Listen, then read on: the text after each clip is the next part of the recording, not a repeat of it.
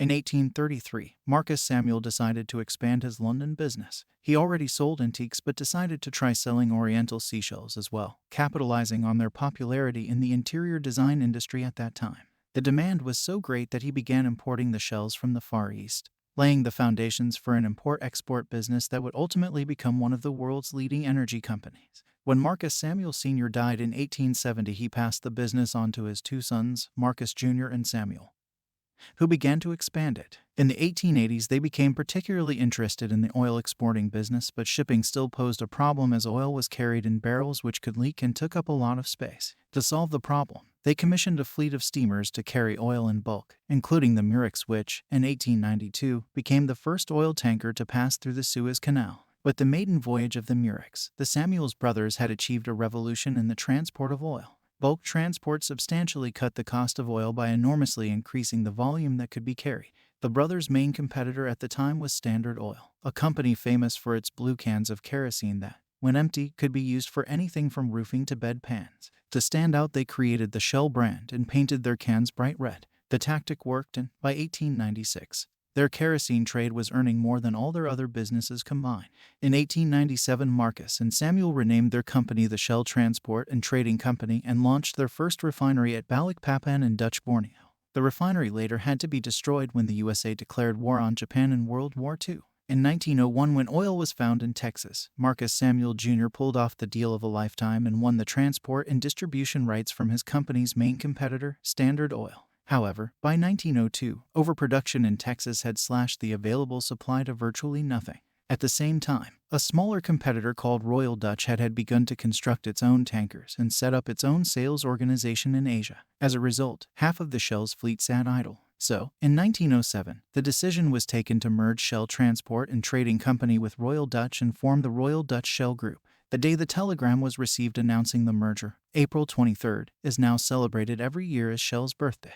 The merger with Royal Dutch signaled a period of rapid expansion as Shell opened operations throughout Europe and in many parts of Asia. There was also substantial exploration and production in Russia, Romania, Venezuela, Mexico, and the US. The years that followed also gave Shell many exciting opportunities to demonstrate the quality of its products in the fast-developing market for petrol. These included record-breaking races, flights, and journeys of exploration. For example, in 1907, Prince Borghese won the Peking to Paris Motor Rally using Shell Spirit motor oil. In the Antarctic, explorers Ernest Shackleton and Captain Scott used Shell fuel, while Blériot's inaugural cross-channel flight was made using Shell Spirit. Shell was a crucial partner to the Allies in both world wars. During World War I, Shell became the main fuel supplier of the British Army and also offered all of its ships to the British Admiralty, including the Murex. The interwar years were a time of rapid expansion for oil companies as the use of motor cars and demand for petrol increased. Shell fueled the first transatlantic flight made by Alcock and Brown in 1919,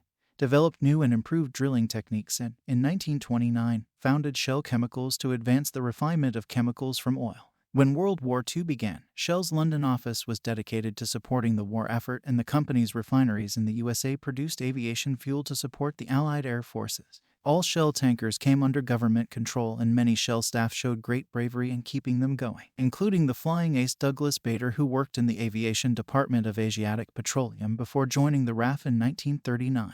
War was also a catalyst for great innovation, with major advances in both fuel and chemicals research, including the development of fuels for new generations of aircraft such as the Spitfire. The immediate post-war years were some of the toughest Shell had yet faced. Reconstruction was very expensive and the market for oil was changing rapidly. Against this backdrop, Shell launched new exploration programs in Africa and South America and built new refineries in the UK.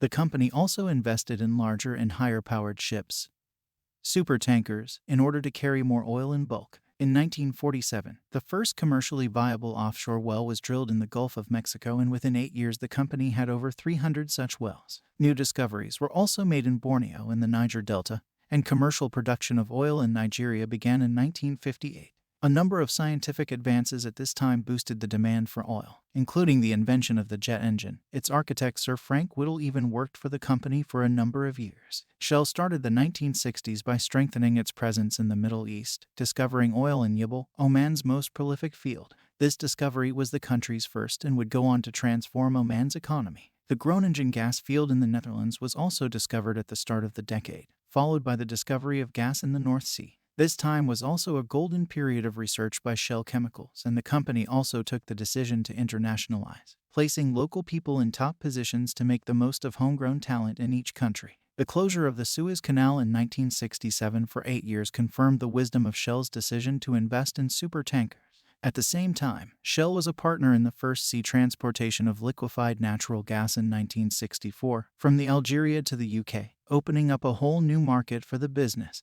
Instability in the Middle East at the end of the 1960s and the start of the 1970s led to a quadrupling of oil prices and meant that the era of cheap energy came to an end. In response, Shell began to diversify, in particular into coal, nuclear power, and metals. Shell also began to look beyond the traditional oil-producing countries for supplies and stepped up exploration in the North Sea and in the USA.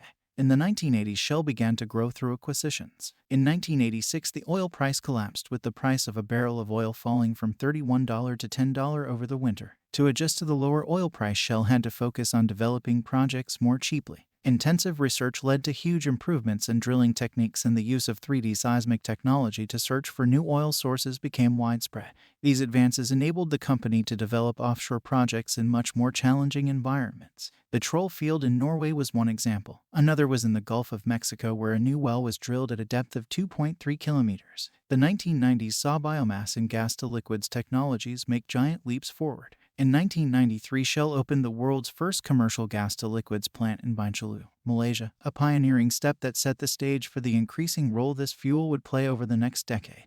This era was not without its challenges, however. While Shell moved into new growth areas such as China and Russia and developed projects of increasing complexity, and in harsher environments, it also faced increased external criticism. Environmental concerns were raised in relation to Shell's plans to dispose of the Brent platforms and North Sea storage platform, as well as over Shell's presence and activities in Nigeria. Shell has since strived to work as closely as possible with both local governments and communities. The Shell commitment and policy on health, security, safety, environment, and social performance applies across the company and is designed to help protect people, their communities, and the environment wherever Shell operates. In 2005, the Royal Dutch Shell Group underwent a major structural reorganization as the nearly century-old partnership between Royal Dutch Petroleum and Shell Transport and Trading was dissolved, and Shell unified its corporate structure under a single new holding company, Royal Dutch Shell plc. Shell's innovation has continued at pace into the 21st century. In 2012, the company completed Pearl GTL in Qatar, the world's largest source of GTL products. In 2016, production started at Shell's Stones Field, the world's deepest oil and gas project.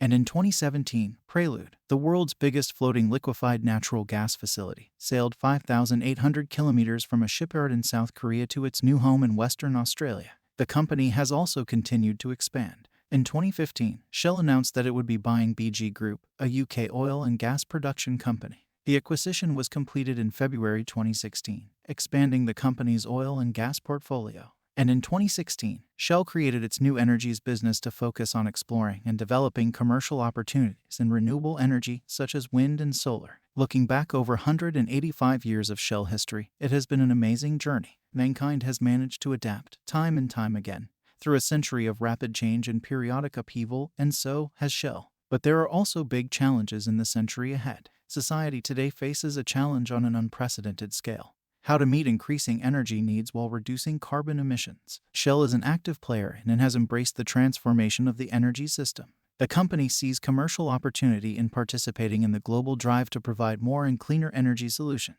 Thriving as the world transitions to a lower carbon energy system is a key focus, and Shell's strategy, portfolio, and strong financial framework will give the company a source of resilience in the years to come. Understanding what climate change means for Shell is one of the biggest strategic questions facing company leaders. In answering that question, Shell is determined to continue to work closely with society and its customers as it has done for nearly 200 years.